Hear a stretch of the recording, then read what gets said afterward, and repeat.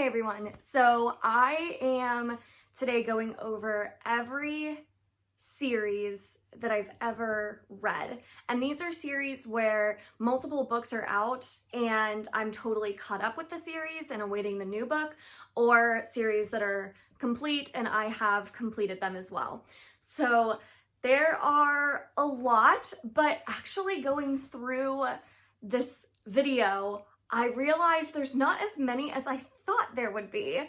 So we'll talk a little bit about that, but I'm gonna start with more of like middle grade and then move into young adult and then finish off with adult series. So for the middle grade series, the series I have to talk about is the series of unfortunate events. I'm holding up The End, which is the 13th and final book in the series, and yes, it purposefully leaves off on book 13, which I loved. I actually reread this series as an adult and still enjoyed it a lot. Like, there's so much wit and cleverness in these books that I absolutely love, and Lemony Snicket's writing, I know that's just his pen name, but his writing is so great, and the characters, you just love them. So I actually really enjoyed these, not only as a kid, but also as an adult. And then the second big middle grade series is, of course, Harry Potter. I'm not going to talk anymore about it. Are the two notable middle grade series that I've reread as an adult. I know that there's probably more that I read as a kid.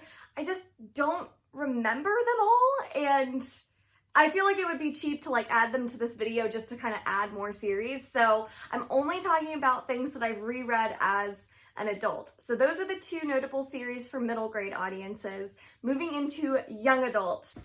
I have read both of Leigh Bardugo's series, starting with The Shadow and Bone and that Grisha trilogy that she released first. So I've read all three of the Shadow and Bone books, and then I also read both of the books in the Six of Crows duology. It's hard to say which one I like more. I think I like Six of Crows more because the characters read a little bit older. Even though they're still supposed to be teenagers, they read much more mature than they are. The next two series that I've read for young adults is the Mortal Instruments series. All six of those books I've read, and I actually didn't like City of Bones. I ended up liking the last book a lot more. It gradually got better as the series went on, but this is not my cup of tea, and I probably won't come back and reread this anytime soon, maybe ever, I'm not sure. And then I also read Cassandra Clare's The Infernal Devices trilogy, which I liked much, much more. It read a little bit older, our characters felt a little bit more mature, and I just liked the characters in this series more. So I did read both of these. Do I plan on reading any of her other Shadow Hunters books? I don't think so. I think I'm over them. I'm glad that I read these two series, especially Infernal Devices, because now I know what all the hype's about. But I don't think I'll continue on with any of those other series that she continues to pump out. Some more young adult series that I have, I've read the Young Elites trilogy by Marie Lu. I actually really, really liked this series up until the last book, The Midnight Star. I think that this is severely underrated, and maybe it's just not talked about as much anymore because it's a bit of an older series, but I highly recommend this one if you're looking for a darker young adult fantasy that follows a character who's kind of like the anti-hero. Loved this series, except for the last book. I also read the trilogy for the Illuminae Files, all three of these books, and I love this trilogy. I think it's so cool. It's a young adult sci-fi, and it's told in this really unique format where it's told through like surveillance videos and like chat rooms. It's really cool and unique, and I loved the reading experience for this whole trilogy. I also read the Firebird trilogy. This one is also kind of a young adult sci-fi where it plays with the idea of parallel realities and being able to jump between those different realities. I think this is also super underrated. I don't see anyone talk about it, and I loved this series. I thought it was so cool. I love the idea of playing with reality and the way that the characters would jump into their alternate selves and exploring like how each decision controls like not only your life, but so many other lives as well. I loved this series. It's awesome. So if you're looking for like a cool sci-fi, definitely pick this one up. And then I also read the Caraval series, which is mediocre for me. Not a huge fan. I can see why some people would love it, but just for me, the characters were very immature and I wasn't crazy about the writing style. Getting closer to the end of the young adult series. I've read so many of these. So I also read the Remnant Chronicles trilogy. I actually really enjoyed this one. I don't think I've enjoyed it as much as a lot of other folks did. I'm curious to go back and reread it because I don't remember a whole lot of it, but I do remember enjoying it. It was fine. And then I also read A Court of Thorns and Roses, that whole trilogy. I really enjoyed it up until kind of the last book. I wasn't crazy about the last book, and that kind of Sarah J. Maas's formula that she uses for her characters and her relationships between characters kind of gets old pretty quickly. And I am not counting A Court of Frost and Starlight for this series because I've heard that book is useless. And then I also read the Cinder series, what is this called? Lunar Chronicles. And did enjoy this one. I think I might just be a little bit too old for it, but if I had read this like in high school, I would have loved it. So I did enjoy it. I just think I was just a tad too old for it. I also have read the Chaos Walking trilogy. Excellent. This is one of my favorite fantasies and definitely one of my favorite young adult fantasies ever. I think it's so, so good. Patrick Ness's writing is so incredible, and his world that he creates, the characters, just everything about this is so good.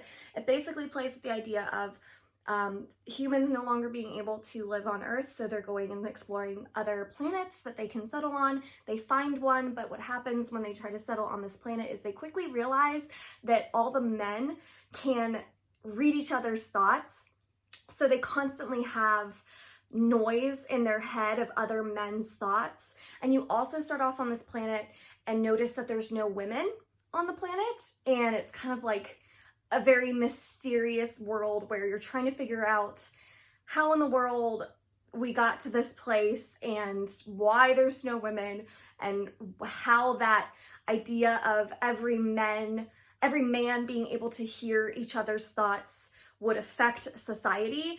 Super good. I loved this book, so highly recommend Chaos Walking. And then I probably should have mentioned this in middle grade, but I also read Aragon and that whole series, and I really enjoyed it. Again, I think if I read this like in middle school or high school, I would have loved it, but reading it as an adult, it just lost a little bit of its magic. However, still a great series. I can totally see why people loved this if they read it growing up. All right, I think we are at the last of the young adult series here. So these are the last 4 series that I have for you, and that is starting with And I Darken, which is I think it's just called the And I Darken series. I don't really know what this is. The Conqueror's Saga, is that? It's something. It's really good. I loved this. It has to do with more of like a historical fantasy, and it takes Vlad Dracul, and gives him a daughter who is just as brutal as he is, and it's very political. I loved our main character, Lotta. She's super badass, and the first book was definitely my favorite. The rest of the series is good, but this first book blew me away, so I really enjoyed this one. I also read the Jacoby series, which I really liked. It was cute, nothing spectacular. It's kind of like a Sherlock Holmes spin-off where it follows our main character Jacoby, who is a private detective and investigates paranormal activity. So you get a lot of like ghosts and elves and witches and warlocks and like all these cool creatures in this series. And Jacoby and his like friends and his network, they're super witty and their banter is really funny. So I really liked this series.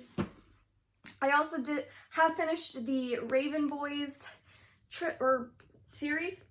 I also completed the Raven Cycle, which one of my favorites. I love this, and I don't know really what the plot is. Still don't know it after reading all 4 books, but it's so good. The characters are so wonderful. The world building's incredible, and I just loved it. So if you want like a quirky paranormal fantasy, this is a good one.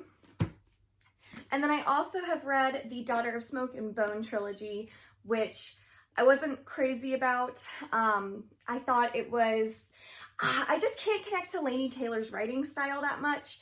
And I've had this problem in Strange the Dreamer as well, but I like Strange the Dreamer's characters and plot much more than I liked A Daughter of Smoke and Bone. So this one for me, I would pass on if I hadn't read it before and was given the option. I'm glad I read it. It just isn't my favorite. So there aren't as many adult series, unfortunately, and I'll talk about that soon, but getting into them, first I've read all 8 books of Outlander. And this is probably why I haven't read as many adult series, because I've dedicated so much of my adult life reading this series. It's huge. I think every book is almost or over 1,000 pages long.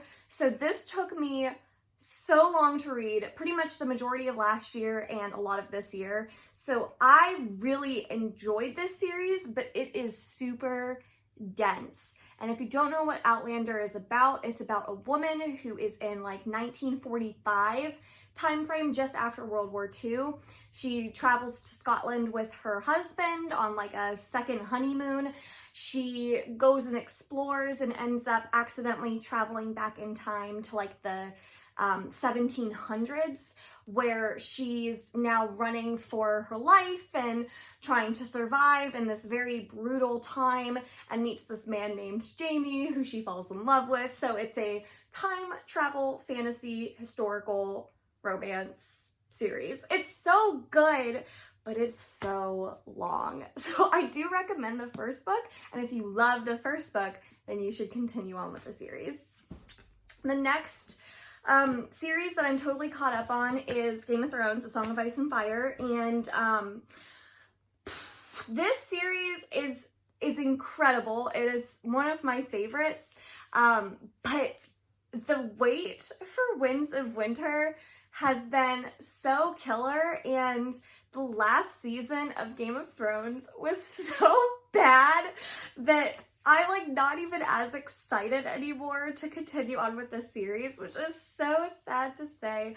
I'm really hoping we get Winds of Winter in 2020, because if we don't get it then, I don't know what I'm gonna do, because I won't even remember everything that happened. And once we get past like the first couple books, the books really start to diverge from the TV show. So I don't want to have to go back and reread all these books before Winds of Winter. That's crazy.